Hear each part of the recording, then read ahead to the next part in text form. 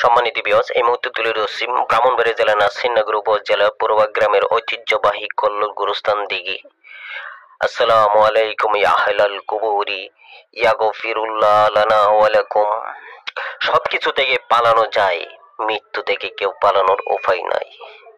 মৃত্যুটা হঠাৎ করে হবে, হয়তো অনেক প্রিয়জন কবর পাবে না।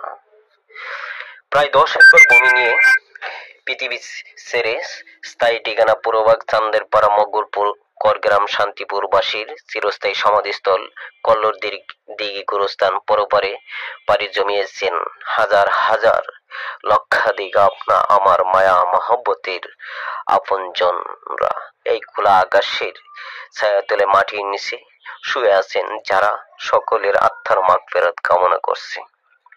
শত হোক রিয়ালিটি, কার কখন কোথায় মৃত্যু হবে কেউই জানে না। নিঃশ্বাসের নাই মুহূর্তের বিশ্বাস, এমনকি কিভাবে যে কবরের ব্যবস্থা হবে, কার জন্য প্রস্তুত করে রাখা কবরে কে শায়িত হবে,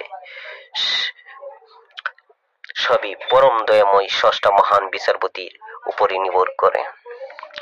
বাইরে ভাই বোনেরা আমার, শূন্য দেহটি ছাড়া কিছু সঙ্গে নেওয়া যায় না। যতই গরো বাড়ি গাড়ি মানুষকে দেখা দিয়ে অবৈধ সম্পদ সবই হবে জাহান নামের খাল। মহান মালিকের লীলা খেলা বোঝা বড় দায়। খার কবরে সই প্রতি বছর, প্রতি মাস, প্রতিদিনে বহুজন কতজনকে এই কল্লোলের ময়দানে সাজিয়ে গুছিয়ে এনে আমরা খাটি থেকে নামাইয়া মাটির নিচে দাপন করে গেলাম।